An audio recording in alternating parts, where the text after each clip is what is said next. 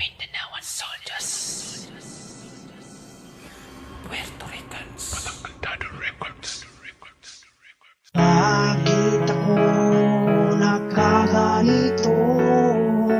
Kung na may mahal ng mga magulang ko, dahil ba hindi ko sinunod kanilang payo?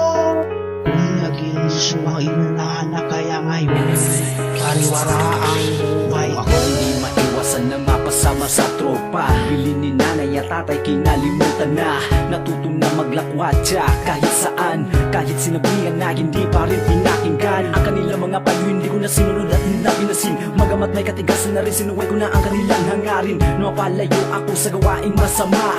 Lahat ng yun binaliwala at di na tinatanda. Di ko man lang inisip pagkakalagakan ang sakripisyo na ginagapanan ng aking mga magulang na hindi nagkulang sa buong buhay ko. Ako lang ang may katigasan ng ulo na hindi nakatulad ng dati. Ang mabuting anak pero ngayon katakang sila ng ginandi. Ang buong pagkatao nila na malutan na nagkasamaan. Hindi naman pinabayaan bagos ako ang may kagustuhan na baguhin ang lakat at ato palaging kasama. Ninais ang ganito at sa bisyo ay nalilina. Bakit ba ako nagkaganito?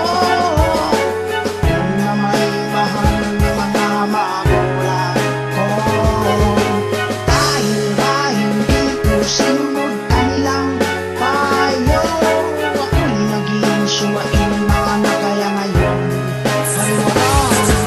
Ako'y nakagapos sa masamang gamot na aking pinasok. Ako'y nilason sa bawat sinusunod na usok na pamalasan na parabang di ko na kailan pang matatakasan. Na nakatanikala nakakapit na kayakap sa aking mga paanan. Habang ako'y nagpakabaliw sa mga pinag-uutos niya, nagpakabulag pipit bingi masusunod ko lamang siya.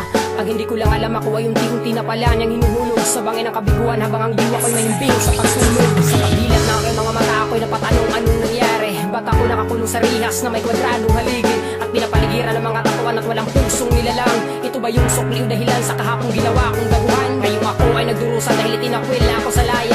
Pinatawa ng sintinsyang wala ng pag-asang makakalaya. Patawad aking ama't ina kung nakinig lang sana ako sa inyo. Di sana pong mangyayari sa aking pagkatao. Bakit ba ako nagkaganito? Kung na may mahal ng mga magulang ko, dahil ba hindi ko sinunod kanilang payo?